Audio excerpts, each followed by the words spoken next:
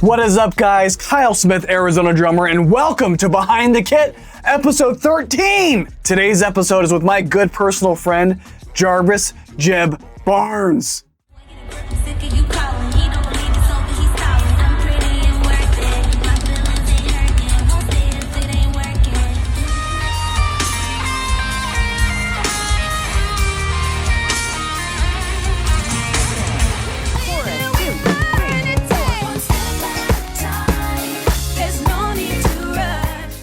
Now, you may know him from playing with Jordin Sparks, Ava Max, or most recently, being the incredible drummer for Miss Tate McRae, playing all over the world on her Miss Possessive tour. But Jarvis is a professional drummer. He plays keyboards, he does backing tracks, he does education. Oh my gosh, he does so much stuff. And on top of all that, he's a great friend and a great mentor. You do not want to miss this episode where we talk about all of the things that it takes to be a pro in this industry. Now I'm gonna stop talking and we'll get into the video. Welcome everybody to Behind the Kit. I am super excited for today's episode. I am joined by an incredible drummer. You've probably seen his videos online. You've seen him on live with Tate McRae, just tearing up the stage. And if you haven't, then you've been living under a rock, and I'm gonna make sure that I link everything so you can see him. But thank you so much, Jarvis Jeb Barnes. Welcome to Behind the Kit. Oh, my brother, appreciate you, man. Truly a pleasure. And everybody listening, blessings to every one of y'all. Well, we are so excited, thrilled, honored to have you. And we're going to get into all kinds of stuff today. But I think the best place to start, and I start with this with every drummer I talk to, is how did you get started? What led you to pick up the drumsticks in the first place and try this and make this a career? Sure. Yeah. I mean, I didn't come from a big musical family. I came from the normal household. They worked the 9 to 5. It was kind of just a gig. But I did have incredible parents that pushed me to do a lot of different things. One of the rules in our house was every child had to do at least 2 activities every quarter, right? So all seasons you had to do something. Essentially, they didn't want us sitting around causing trouble. So they're like, get out, go do something. So part of that was my oldest brother, who's 16 years older than I am, was in the marching band, and he actually played drums. He wasn't that good, but like the drums was around. So it was one of those things where I was like, all right, cool. I just grabbed the sticks and it just made sense. I remember my mom was like, hold on, he knows what he's doing. What's happening here? But yeah, I was playing ever since, and it was one of the only instruments that ever made me excited. I remember watching like marching bands. I was like, oh, the drummer's always playing. You see a jazz band, it's like, okay, the drummer's always playing. There's parts in any other sector. It's like, okay, if there's a solo happening, most people are kind of hanging out. Drummer is still here giving them the business the whole time. So I'm like, all right, cool. I could just play drums all the time. And then from there, just did the whole grade school vibe. I actually stopped playing drums for like 4 years. Think similar to your story. You stepped away for a little bit. I stepped away to be a CrossFit athlete. And then once I was kind of done messing around with that world, I was like, all right, back to drums we go. Let's get it. And then literally like 2 weeks later, I just moved to LA, bro, and got back to it and started networking and meeting people. And then that's kind of the Cliff Notes version of how I got started and where I am now, for sure. That's awesome. Yeah, and I didn't know you were into CrossFit. So we'll talk more about how fitness can play a major role, not just in the drums, but also in like chasing your dreams, like the discipline and all that comes with it. So we'll get to that because I'm really interested because fitness is probably my second hobby. Drums is number 1, fitness is number 2 for sure. But I am curious. So, you started young, you see your brother, you're like, you just don't have the chops, man. Like, I got to take over. Who were some of those first influences though that you were like, ooh, this is cool to watch and listen to and kind of get inspired from? For sure. Also, I got to give credit to my oldest brother. He's one of the and most incredible people, but also like one of the most amazing lawyers in the world. So respect to that guy. He wasn't good at drums, but he's great at other stuff. So respect to him. But primary influences, man, I got to give credit to my band director. My band director just cared. So a lot of what he was doing, Mr. Stanley, was just, he would push the kids to explore different genres, and he would just give us music. A lot of times he would just hand me CDs, go listen to this, go listen to this, go listen to this. So I was hearing cats like Vinny Colaiuta, Dave Weckl, Steve Gadd, Buddy Rich, Gene Krupa. Like my roots, a lot of it was jazz and fusion. I didn't step into the sector that I'm actually playing now professionally until I actually moved to LA for real. But yeah, those are a lot of my main influences. And then you stepped into people like Chris Coleman and Antonio Sanchez, and then you step into freak of natures like Nate Smith, and then I was like, oh, there's a whole nother world of Aaron Spears and Gordon Campbell and the legends of the drum industry that you just find yourself going down this rabbit hole and you're like, okay, I'm not as good as I thought. Let's get to work. That right there, though, that's the key, man. Like, let's get to work. And that's one of the big things that we talk about in the series is like, you got to do the work. You got to be willing to practice, hone in your craft. And to your point, I mentioned this a little bit before the meeting, but where I started was like the metal background. So, Joey Jordison was my first influence because, again, you can't go wrong. Then as I got older, though, and I started to kind of expand, Mike Portnoy was probably that first Dream transition theater, in, kind of that first transition. And then now, I mean, it's like Larnell Lewis, Nate Smith, like there's a laundry. Like Gavin Harrison was our second guest on here. And I mean, talk about like the master of just groove and feel and understand the instrument. So I have to ask you though, so you mentioned, you're working with the band director, you're getting CDs, you're getting inspired, you're learning. What made you go, hey, I'm going to move to LA? That's where I think I want to be. Yeah, honestly, man, music was always the thing that when I got frustrated, I still wanted to do it. If that makes sense. Like there was a lot of things, like I was semi-pro tennis player, like when I was in a kid, like I did a lot of stuff. And well too. And this is not to be like a goat, but just to show why I chose drums over everything else. But it was the only skill and thing that when I was like, I can't get this, or the solo didn't go well, or the groove wasn't right, I was like, cool, let's lock in, let's get it. It was the only thing that did it. So once I was done with CrossFit, I was like, all right, what else am I gonna do? What other skill sets do I have? And then I had to make a life decision. What kind of life does Jarvis want?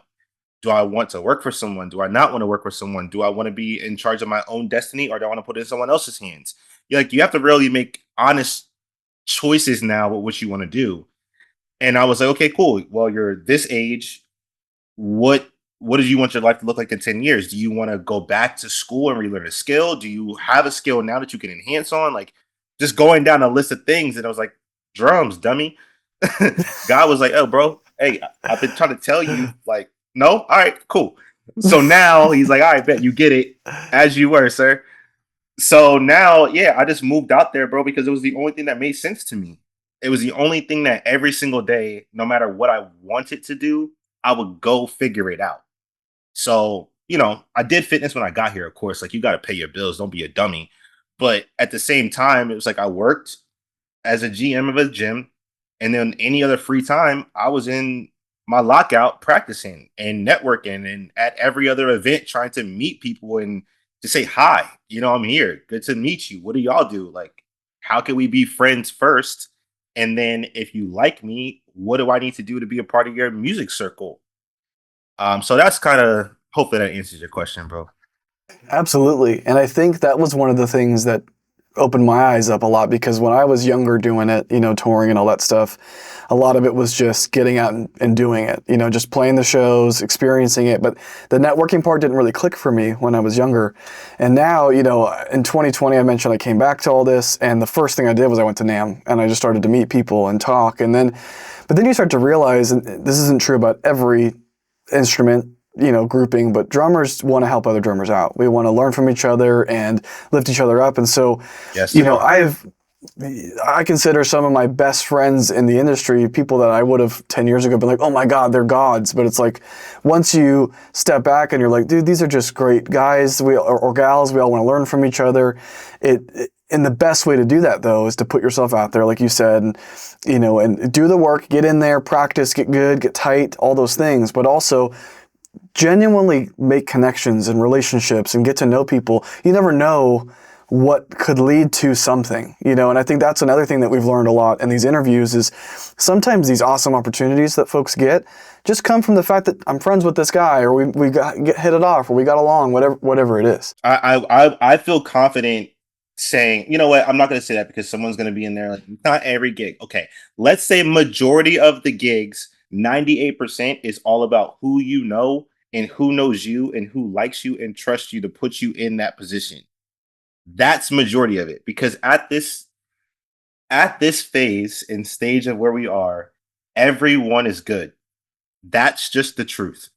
It's not a question of if someone can play. Now you might be an acquired taste, and I consider drummers as like cuisines, right? You might be in a mood for Italian, and the clientele wants Italian.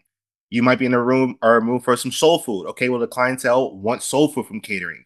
Okay, well that's the drummer, right? You're just matched to cuisine of whatever the clientele wants, but it's still good. You can still enjoy Italian. You can still enjoy soul food. They're still good. So the conversation isn't that anymore. It's like who fits the bill and then who do I trust to sit in that seat that is not going to bother me, that's not going to say anything crazy, that's not going to cause a fit, that if I tell them that they suck, that they're not going to get upset, that if I tell them they missed the part, they're not going to upset. It's just more to it than the playing aspect of it. And it's a lot of it who you know. They gotta trust you. I'm so happy you said that because I agree with that 1000%. So one of the things that I kind of, I guess, my little slogan, if you want to call it, for my brand is professionalism, maturity, and grace. If you have those three things, then you are already starting ahead of the finish line when it comes to what it takes to be professional, what it takes to chase your dreams. And to your point, like, it is so much more about whether or not you're good. In this generation, everybody has access to the tools to be a good musician, but are you a good hang? And it's funny because I just kind of had an analogy as we're talking. You know, I mentioned I had to put the sticks away for a little bit professionally and focus on corporate life for my daughter, all that. But it's kind of like, you know, if you're the artist is the CEO of a company, they're not going to want to just put any schmo into a fundamental, crucial role. I mean, this is their livelihood. This is their connection to an audience. This is what is going to hopefully sustain them for hopefully the rest of their life. It's also their dream. Y'all are matching dreams. Y'all are coming together and saying, "Oh, you have a cool dream. I have a cool dream. Well, your dream can help me make my dream happen. Same. Let's work." That's kind of what you're doing right now. 100%. Yeah, and that's one of the great things about it too, is like when you connect with somebody and you click and you have a good relationship, and you know, obviously there's the hired gun aspect where you get hired to do a gig and you know, if you're going to be professional, you're going to do it. But when you click with somebody and that relationship piece is there, it's like we're not just making music, we're like in the zone together, and we're really, it's almost tangible. You can almost feel it. You know what I mean? Yes, music is a feeling. 100%. Yes. Yeah. That's why I understand when certain people keep getting called. You know, and I'll shift this conversation for a second, just go to help your listeners a little bit, because you and I actually might have had a similar thought process when we were coming up of gatekeeping. You know, we were like, oh, all these same guys are still doing the work. You know, in every field, you can usually probably find the top 10 of each instrument that are kind of the guys and gals that are always in the seats, right? But once you infiltrate the circle, you understand why. There's an ecosystem of understanding why certain things happen in a room. You understand the system of the room. You understand the vocabulary. You understand how to articulate yourself to everybody. You understand if you have an artist who doesn't want to be friendly with you, to not take it personal. You understand if they do want to be friendly with you, to not overstep a line. You know, like you understand so many more aspects that the person hiring you, typically a music director, doesn't have to worry about. You have to be the thing that they never have to worry about. And most of the time, it's not playing.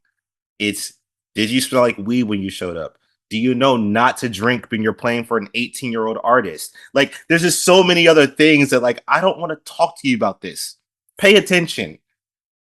That's whatever. So it's the same concept to hopefully help your listeners. If you're thinking anything about gatekeeping, which is kind of what we're talking about, is like who you trust and who you know, get that out your mind, because we're always looking for people. We're just looking for people that are solid, that we can trust to put in places. Not trying to keep anybody out, just trying to keep our jobs. Exactly. And I can't remember who said this to me, but I think you'll agree with this. They said a professional drummer should be an asset, not a liability. And if you are there to, again, you're consistent, you're reliable, people don't have to worry about you, And again, the playing should be, that's the prerequisite. Like, you've got to be able to play the stuff. You're not even going to be in the room if you can't. But it's all those other things on top of it, which kind of leads to Tate McRae. You know, we have to talk about it. You know, I didn't know that you were playing with Tate until I saw the Pearl drum set unboxing, which we're going to talk about that too. But can you just take us through that process? Like, how did that go about? You know, was there an audition? What was the audition process look like? Just how did that kind of come about? Sure.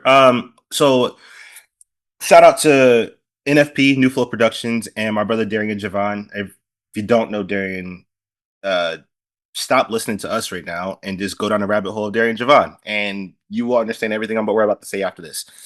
But number one, he's one of the most incredible drummers in the world.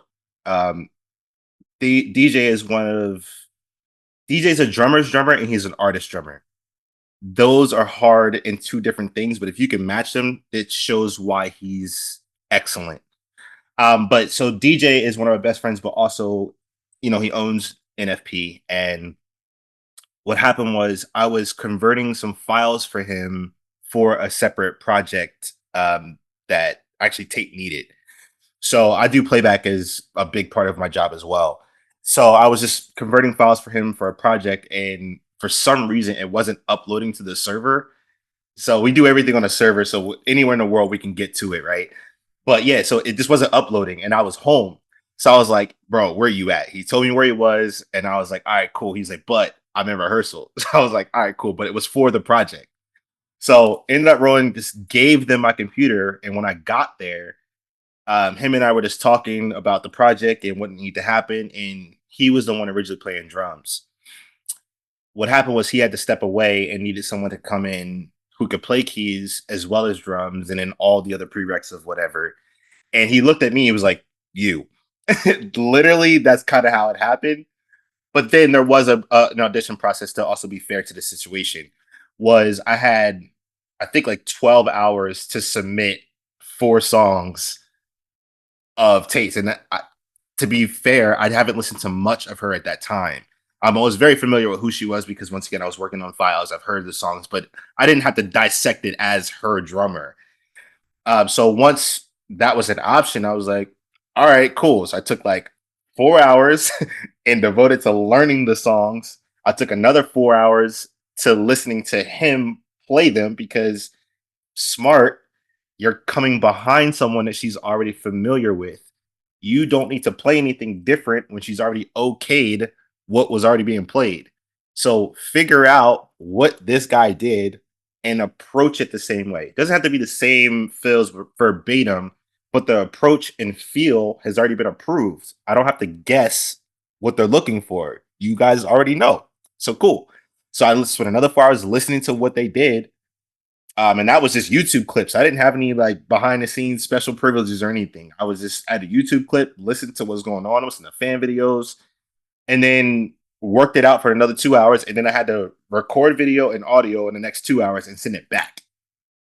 So yeah, it took a minute, and then I guess it all worked out. So yeah, that's essentially the Tatum events, man. Kind of right place, right time, but also who you know, and then they need to trust you to be even considered for the position.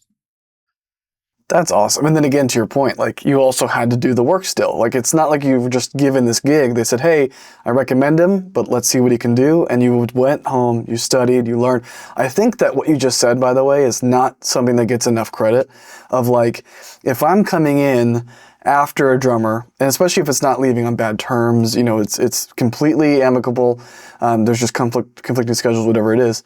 Like, I'm going to learn their approach. I was talking to Dre Hemby from Teddy Swims, and that's he was brother. Exactly. So he was talking about how when he got the gig, like, he had to learn the album and then he had to learn the arrangements because they're two different things. And to your point, feel and the spirit of the music is what the artist is looking for. And it's funny because, again, my past, we talked about this, but I think this will tie in nicely. In my past, it was metal. You know, like, we're playing, people screaming, it's intense. But as I got older, I started playing with singers, people where they truly are singing. That's the show. That was really informative to me of like, okay, like they have a certain feel they're looking for. They have, if you're over there doing crazy fills on top of a chorus, they're going to turn around and smack you. So it's one of those things where, to your point, I'm going to listen to what Darian, which, but again, Darian is the best. We're currently trying to get him on right now too. So him and his team at NFP are going back and forth. Oh, great. But Perfect. yeah, I so can I can edge that along a little bit. So text me later. I'll edge it along for you. I will. But but the point is, like, you did the work and you said, okay, I want to, because I think one thing that gets missed, especially in the hired gun, but then also joining a gig, is our job as drummers, as any musician, is to make the artist as comfortable as possible, the band as comfortable as possible, so that way they can have an uninterrupted connection with their audience. That's so crucial. People are paying, right? People are paying their hard-earned money to come watch this person. The last thing they want to do is get them distracted, uncomfortable, create an off night for them. So, like, obviously you've joined Tate, you've learned the songs, well, I'm actually curious about this. Let me pivot for a second. What is the musical direction? Like, how different is the live show for Tate versus the album? Because I think that's just a crucial piece with what we're talking about. Yeah, for sure. Also, I gotta hone in on one point you made because I think people underestimate this. If you want to do what we do, you need to realize it is not about you.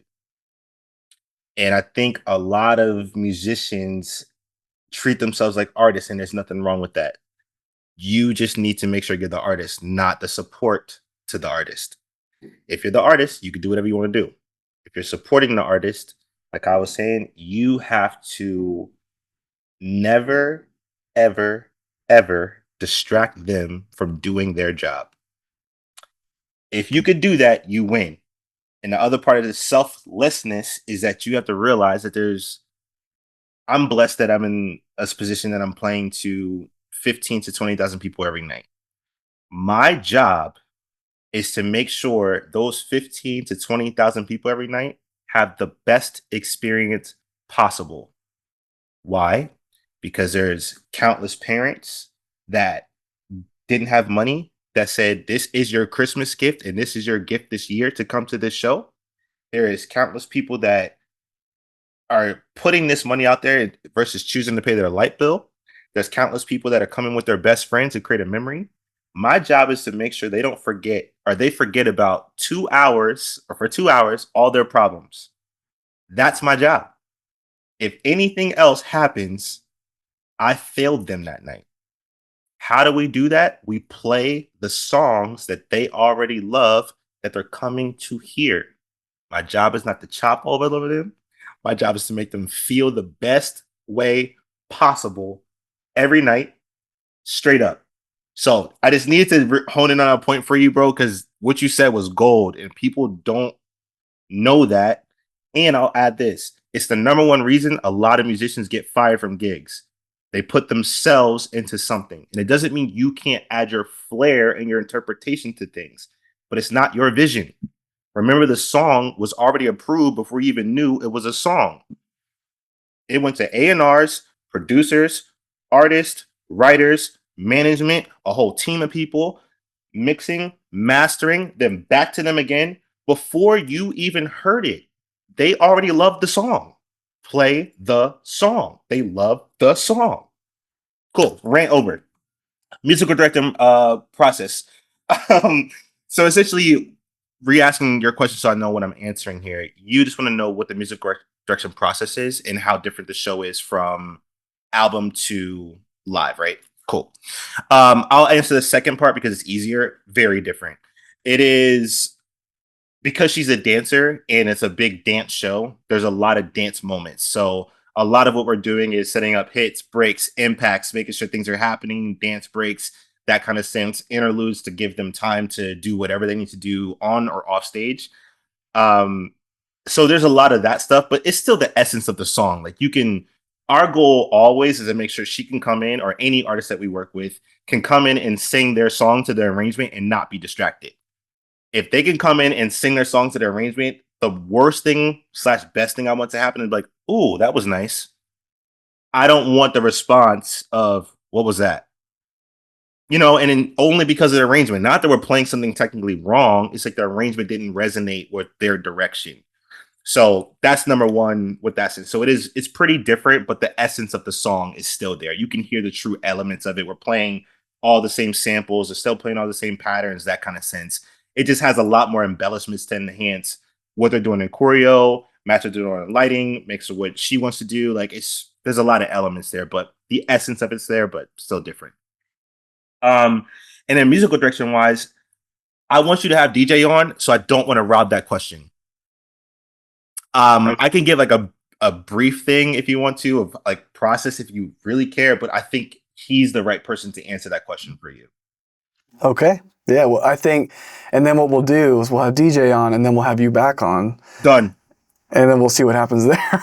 Done. And we'll do something together. Like, it'll be fun. Yeah, that'd be really fun. But that, you mentioned samples. If anybody hasn't seen this video yet, I'm gonna link it to this. But you just did an unboxing video of your new Pearl kit, and it is, oh my God, it is so nice. It is. I think we said at the beginning, one of a kind, right? It is.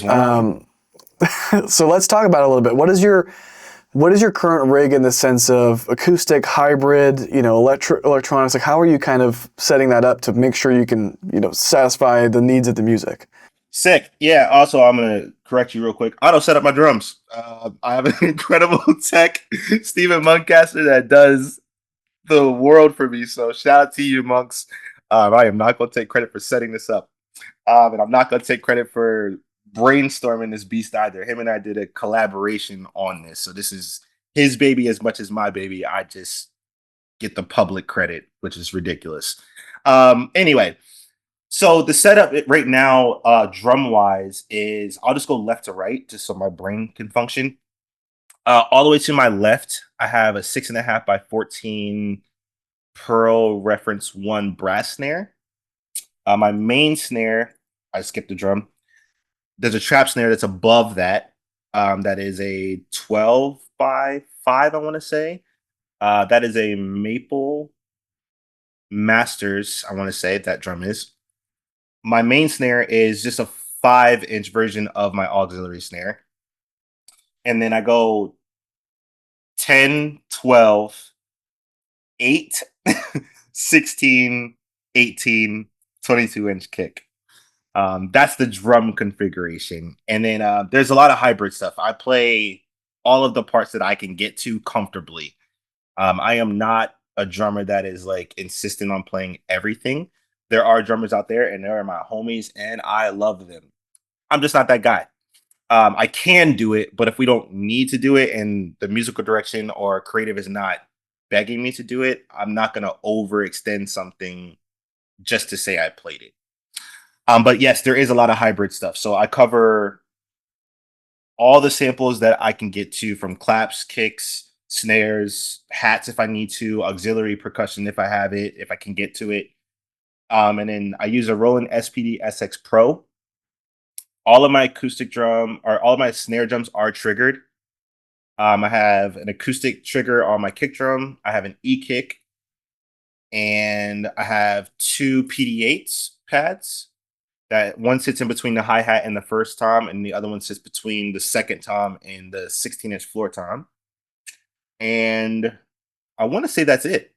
Yeah, that's all the triggering. That's enough. That's 7, right? Yeah. Boom. There you go. I like that's enough. It's That's enough. It's funny you mentioned that, though. So just a little personal side story.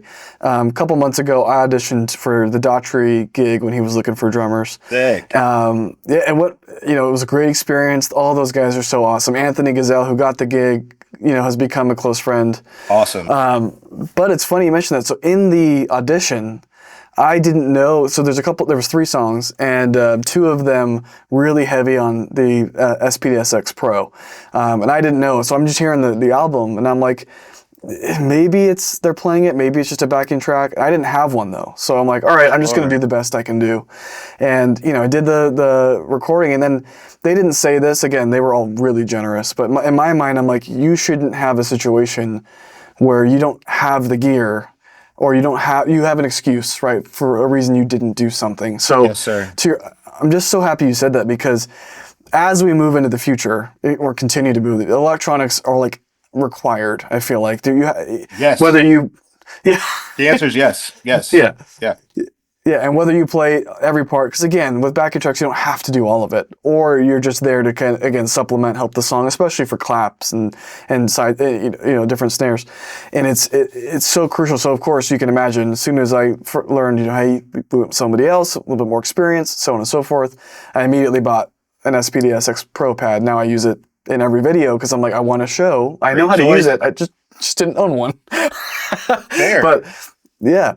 And so I'm assuming then, obviously you guys are running tracks. There's the whole show, but are you also? I know there's like the foot pedal sometimes, or even the pads. Are you kind of choosing the songs and pushing things forward, or is it all kind of on one show? No, I don't do anything in terms of calling a show or anything like that. My job is just to play drums and keys. I stay out of everything else that doesn't pertain to those two things. And also because I wasn't hired to do anything else. So stay out of it. But yes, I do have all that stuff. And to your point, if there's any drummer out there that is intimidated by playing electronics, thinks that they're never going to have to do it, doesn't care to do it, okay.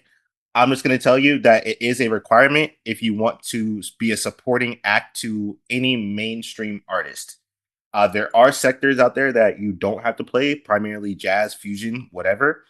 But if you really, even country, I know I work with a few country artists. I understand what's going on, and they're doing it. I have friends that are playing country artists, like Lester Estelle, playing for Kelly Clarkson, uses one.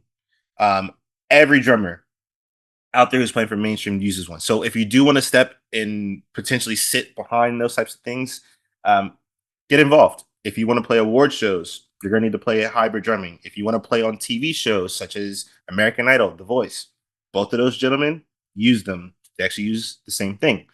So I would just say use it. You don't have to. We're just telling you it is a requirement and it's not going anywhere. Make your own choice, but you've been warned. Yes, and what you'll see is, so like I mentioned, there's been 12, 13, something like that of these interviews. Every single drummer has some level of electronics.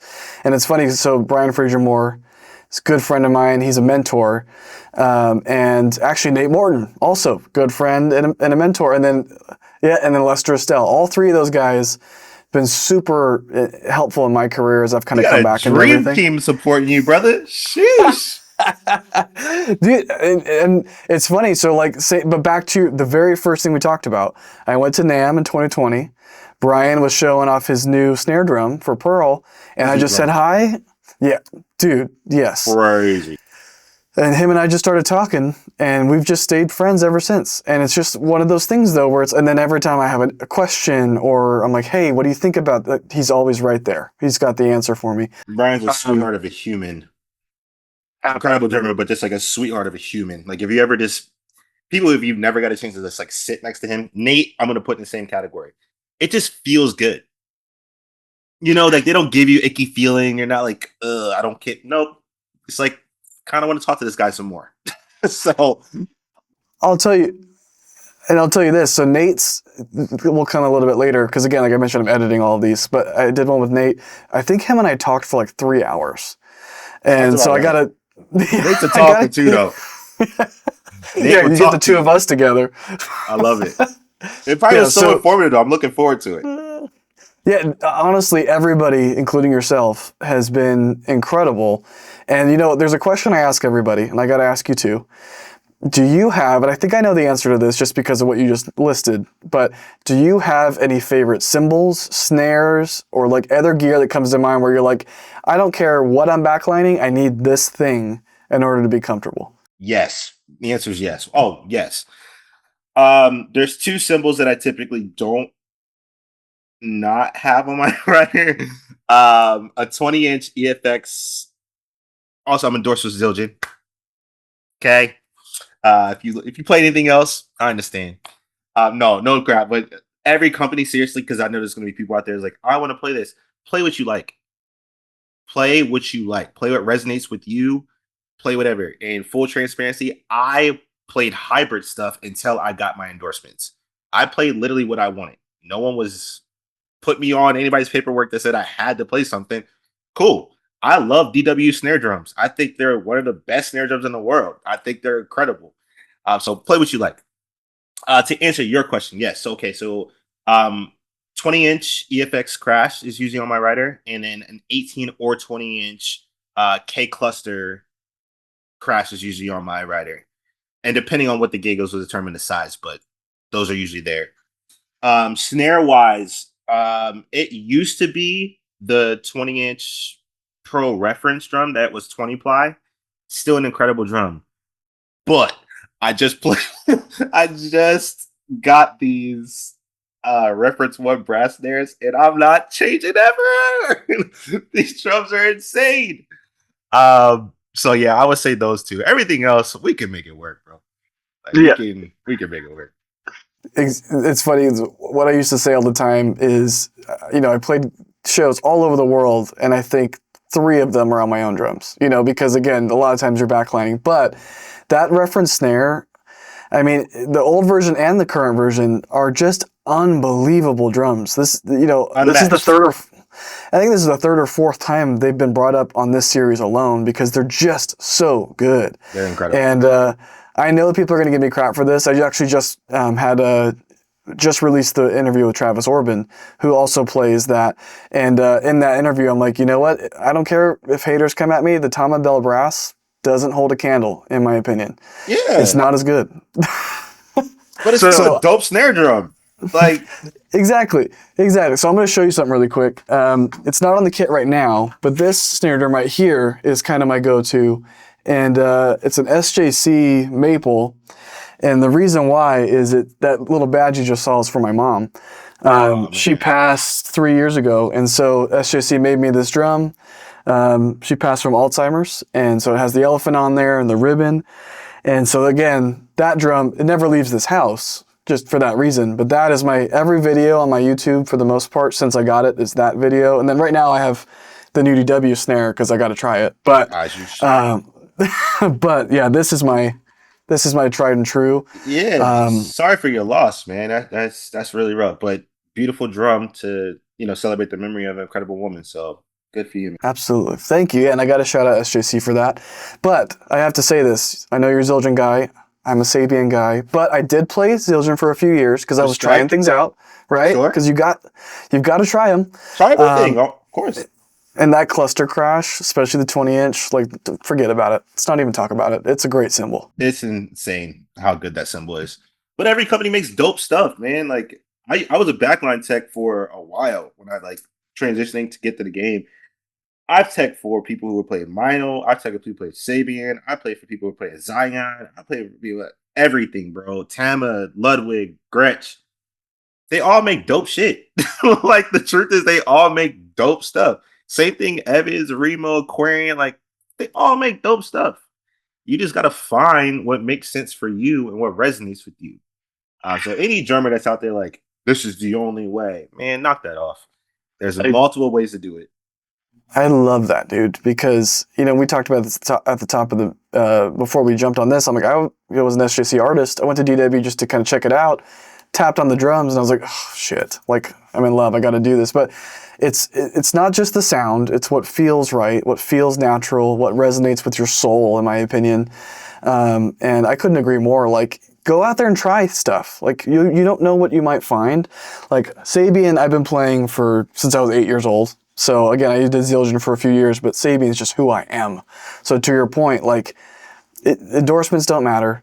I mean, they're great. They're helpful, right? That's awesome if you can get one. Helpful. But don't let the endorsement drive you. Let your passion for the instrument connect you with the company you already align yourself with. I learned that very early. And most people don't, bro. So good. And I think for anyone who's looking to get an endorsement, listen to that advice. Play what you want to play and fall in love with the product. And not just for you, but for them as well. Of course, they're going to take you if you have the best gig in the world and has the most exposure. Yeah, that's an easy conversation. But are you willing to do certain things for them in return? if you're not in love with the product, because this has to be a fair exchange on both sides of this. I love doing whatever the heck my reps hit me to ask me to do because I love what I'm playing. Like, y'all need me to do what? Can't wait. Let's get it. But if it was a company I didn't enjoy or I didn't like my rep or whatever, I'm like, man, I'm on the road. I'm not done until December. I could hit somebody with that. And you couldn't argue with it, but like, that's corny. I'd rather just be like, yeah, I got you. Just give me a couple days. My next off day is this day. I can do it then. Like that, I'd rather figure out. But yeah, so take that advice. Play what you want to play, and then go to them and say, I've been doing this. It's an easier story too. I've been playing this since I was 6. Look, there's a picture of me playing when I was 6. They're like, all right, you've been really rocking with us for some years. All right, come on. I totally agree with that. Like I said, I was just at the Sabian factory and I was showing them pictures of my first cymbal I got when I was 8 years old. It's this old, just crusty, gross, B8, just, awful. But to your point, like, this is a very, and this might sound corny, but this is a very emotional instrument. We're emotionally driven. We're emotionally, and again, we can be professional, but it's like a way, back to what you're talking about, whenever you're frustrated or upset, like this is the one thing you always want to do because it is an emotional release. And so you don't want to sacrifice that if you cannot lock in with whatever and gear is important, but to your point, everybody makes good stuff. So just play what you like, play what feels right, what sounds good, and have an open mind. Like that's the biggest thing. Yep. But you did mention on the road, you're obviously on the road. Are you guys touring right now with Tate? Yeah. That's what I thought. What's that like? Because, my experience, and I've done some of the really fun stuff where you fly in and do a show and it's awesome. I've done some of the, you're in the back of the car with 7 smelly dudes stuff. So like, I have to, you're obviously on the road now with Tate, who is just blowing up right now. Just incredible, super talented singer and dancer, to your point. But what is that like for you, the life on the road for you? And do you have any tour rituals or like must-haves to just keep yourself sane while you're out there? 100%. Yeah, let me add instrumentalist to my homegirl Tate. Yeah, that girl's a triple threat, bro. She's lethal. But yes, okay, so touring, and to co-sign what you were just saying again, I've done it all.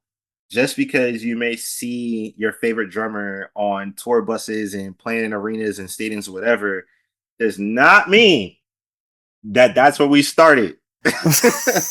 Bro, I've done awful things. I've shared rooms with people, bro. I've sat in Sprinter vans. I've sat in caravans, bro. Just because that's just what you got to go do. And I'm blessed enough that I had a lot of friends that gave a damn about me and told me, you need to go do that. This isn't, you are good enough to maybe come up to our world, but you need to go through the craziness. So when you get to the big stuff, the stuff that the craziness before won't phase you so you can handle the other stuff. And it was so true, bro. So everybody take the gig. Everybody's home situation is different, so I can't tell you what to do. But if you get an opportunity to tour and it's not going to cause you any financial problems, and it could potentially set you up to meet the headliner, that kind of stuff, it could be mutual beneficial. Go make some sacrifices. Take the crazy per diem, take the nonsense for a second, go do it. You will thank yourself for doing it later on. Promise. Cool. All right, back to my current gig. So now, yes, we tour, and we've technically been with Tate for this will be our second complete year with her back to back. We've been gone since last year. And yes, I have crazy rituals. I'm kidding. I don't. I do have certain things that I do though. So every single show, I'll kind of walk you through it. And let's just say I woke up on the tour bus at the venue. I usually set my alarm to wake up no later than 8. And it doesn't matter what time I go to bed, I have to get up. Just because on tour, you don't have any sense of normacy. There is nothing there and no one's clocking you to go do something unless you have a lobby call. So you don't have your at-home rituals of you wake up and get your coffee. You have to create it for yourself. So yeah, I'm up at 8. I try to hit catering. I will get a workout in. So I run the stadium. If there's a gym that's within like zero point 0.2 to zero point 0.3 miles, I'll walk there, get a workout in there, come back. That's usually like now 10:30, 11-ish. By the time I start come back around noon, if I'm really tired, I may take another nap just because my show doesn't go until late and I can't be tired for the late. So once again, it's back to the integrity of why I have to do what I'm doing. Remember, 15, 20,000 people depending on me. Go sleep, fool. And then I'll get up and then we usually have sound check around 3 to 3:30. Most of the time, it's not a sound check. It's just like, we got levels, we got lines. You guys feel good? Bye. Cool. Um, and then we have a VIP show that is at anywhere between like 5 to 5:45 every single day. And I play keys on that. Zach plays guitar. We do 1 to 2 songs depending on the day. And then from 6 to 7 is kind of my own time. I'll usually I'll go to catering, grab food from there. But from 7:15, 7:30 until 8:45 when I walk, I have a practice kit that I play on. I never want my first note to be with the artist. That to me sounds crazy. I always want to get all my bad ideas slash warm up slash I'm feeling good. I'm gonna play everything out the way. So when we get to this joint, 2, 3, go, let's get it, and we're live. So yeah, I spend about an hour warming up every single day, and if I don't, I can feel it. I 100% can feel it. Same thing if I don't work out, I can feel it. Yeah, dude, absolutely. And it's one of those things where I used to be, especially when you're younger, you're like, screw it, we'll just jump on and we'll play it.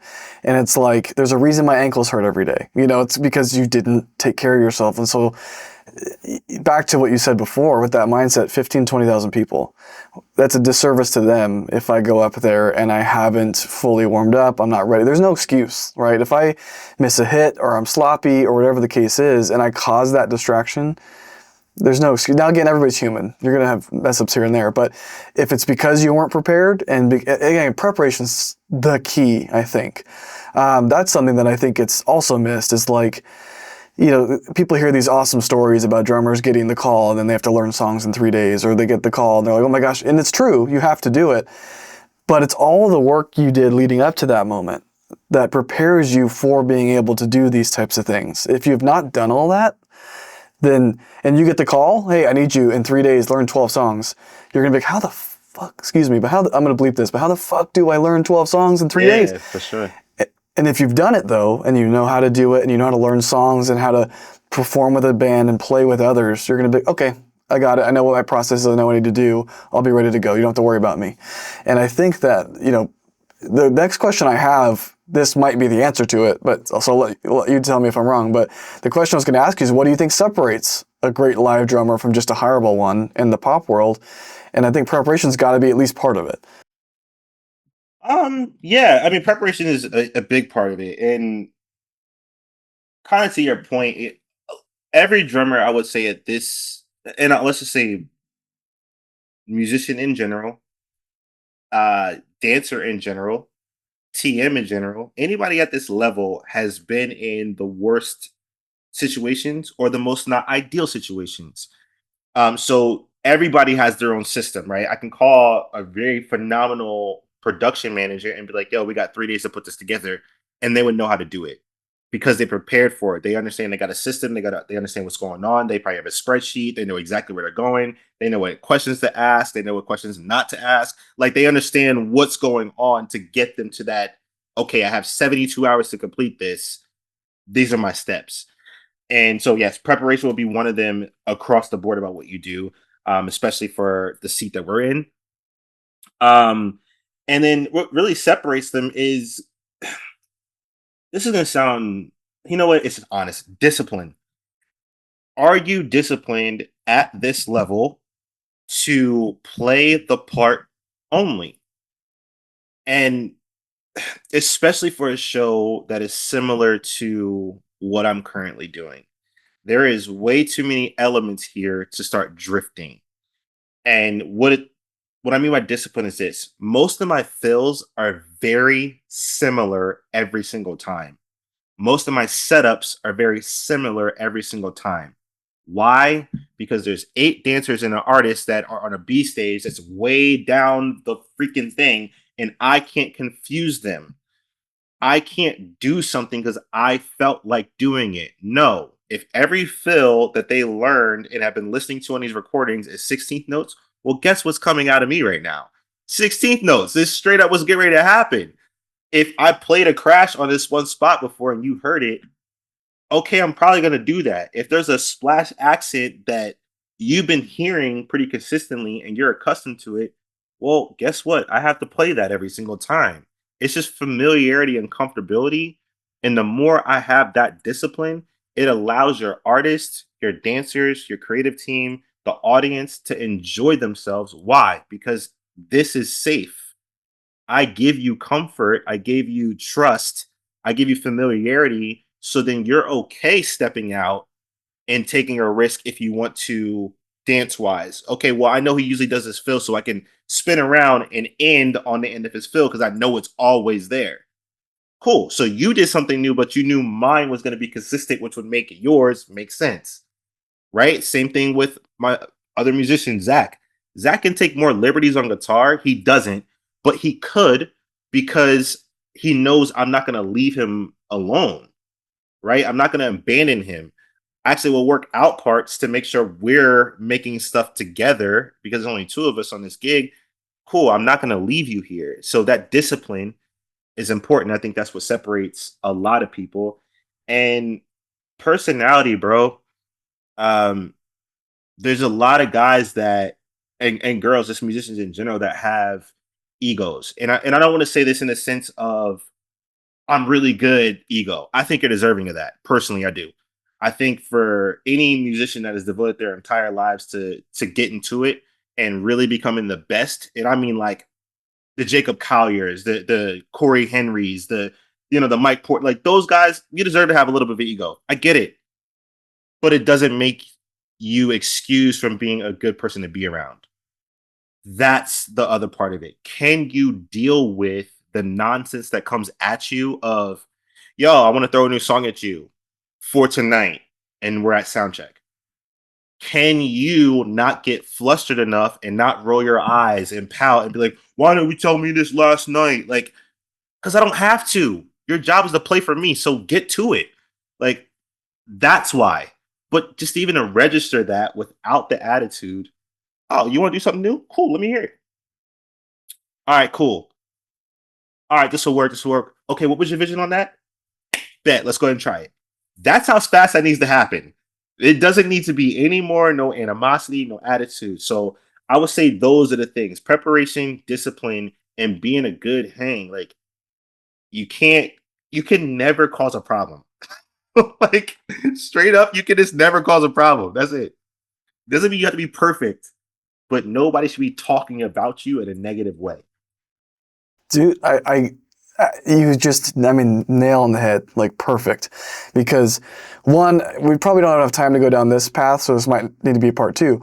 But discipline is like, so I think that is the missing ingredient from anybody who wants to chase their dream and doesn't, or anybody who wants to be successful and isn't, or in this case, again, wants to get that gig but doesn't get it, or at the very least doesn't keep it. And it's because discipline is what's going to help, because motivation comes and goes.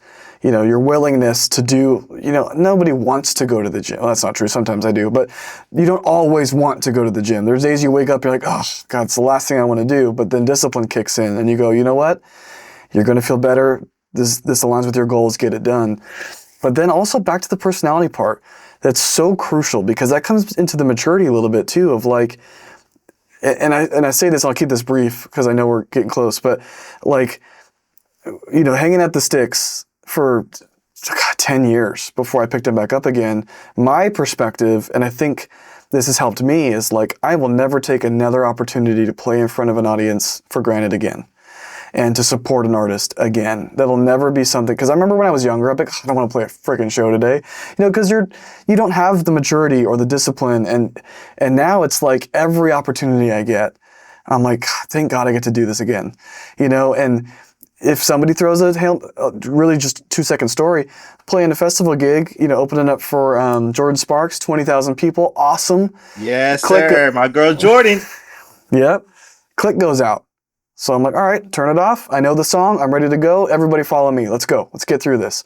And that is the type of maturity that you need in the preparation. Again, to your point, not everybody sees the 25, 30 years, whatever it is you've invested, the crazy venues you've played in, the questionable people you've played in front of, like the dangerous situations we've been in. They don't see all that, or the getting back to the hotel, or maybe not, the van at 2 a.m, getting up and getting ready to drive again at 5 a.m. It's all these things.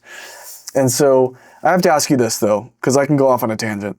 Yeah, I'm not listening unless you are. So if you have stuff to do, I can go a few minutes over. Cool. Yeah, you do your thing. So outside of Tate McRae, obviously that's full time. That's taking your attention.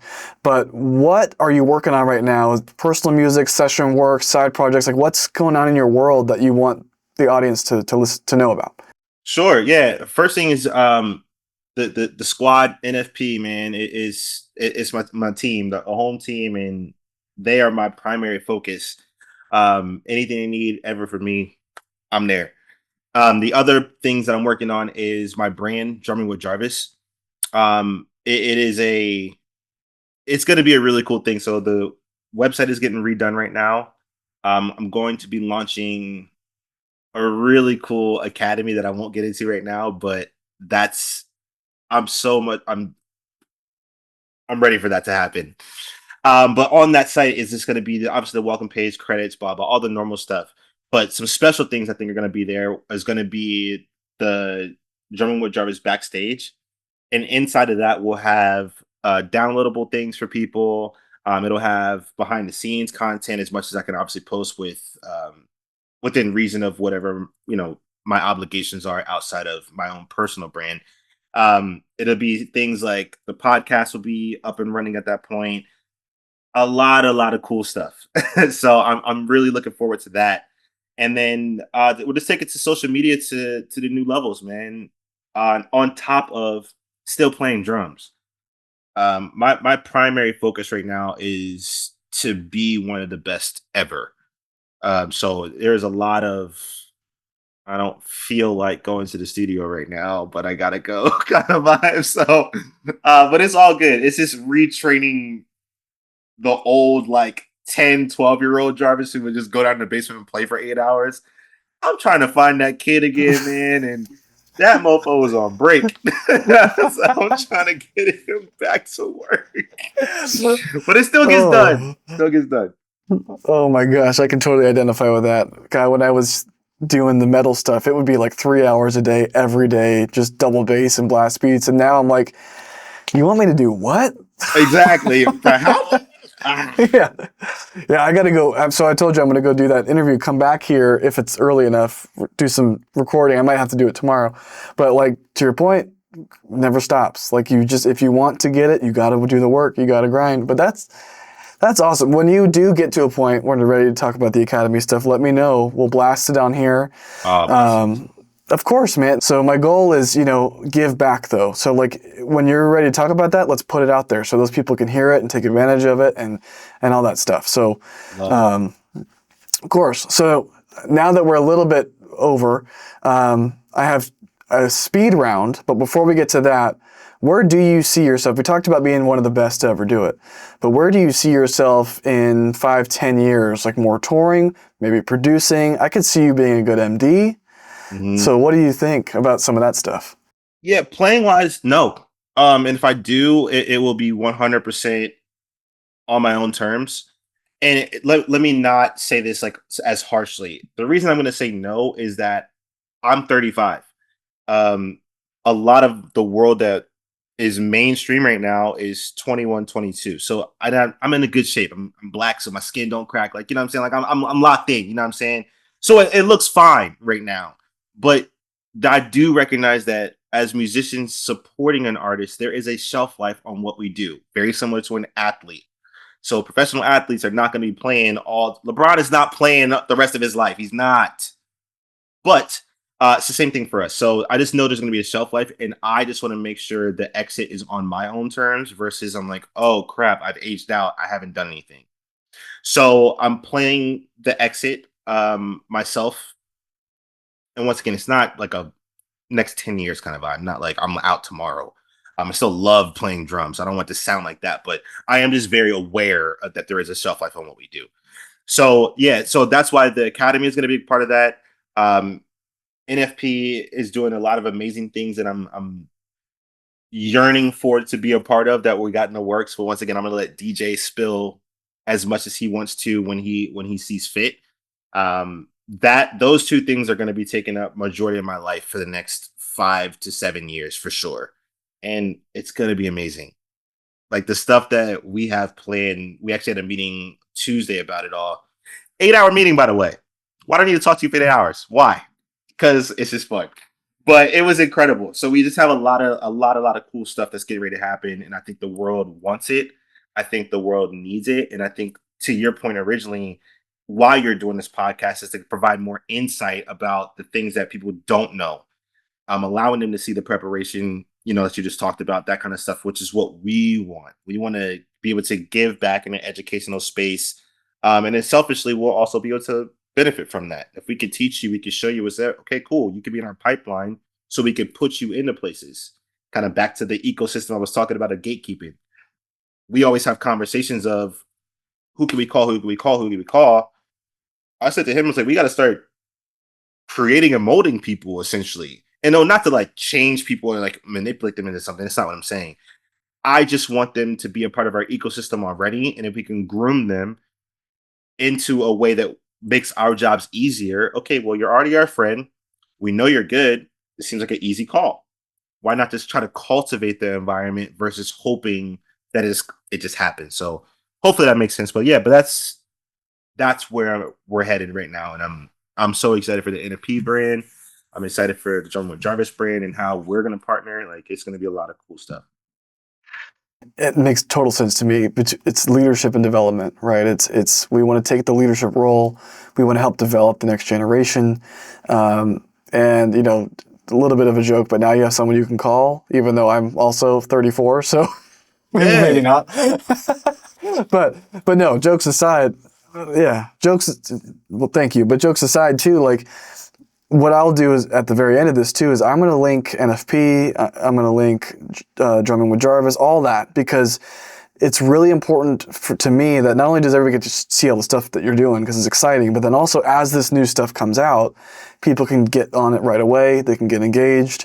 And as it starts to come out, I'll obviously make sure to share it as well, because it's the same message, right? How can we help mold, groom, whatever you want to call it, develop the next generation of musicians to think differently, to think more professionally, but also have grace. It's hard right now in the age of social media to look at these insane drummers, and some of them are really good, some of them may have really good editing skills, but just kidding. Yeah, sure. Yeah, but if you're new, if you're young and you just don't have the experience, it's like, how can I compete with that? Sure. And it's like, you don't have to. You don't. You play. I mean, you do, but you know what I mean. You know what I mean. Right, so, for sure. So how can you help with that? And so anyway, I promised you speed round. This will be really quick, but it's always fun. What's the craziest tour story that comes to mind? First one. Oh my God. I don't know if I have crazy tour stories because I'm an introvert. I'm always inside, but I have like fun ones. Like actually where are we? In Arizona, no, Rogers State, whatever Walmart arena is. We were there and that was last year, and everybody played like the big game of basketball, like from crew to like literally everybody was outside playing basketball or just enjoying themselves. So I would say one of my favorite moments was that. That's just a lot of good time. Yeah, I stay inside, bro. Well, I live in Arizona, so I stay inside too. Yeah, no bad stories for me.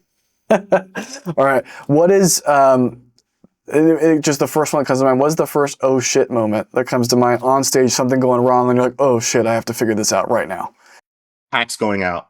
Yeah, that's an easy one. You hope that your pack doesn't go out, but it's happened quite a few times. And yeah, drummer, she's a hardwire. Yeah, seriously, the wireless is not worth it. And I'll tell you this just really quick.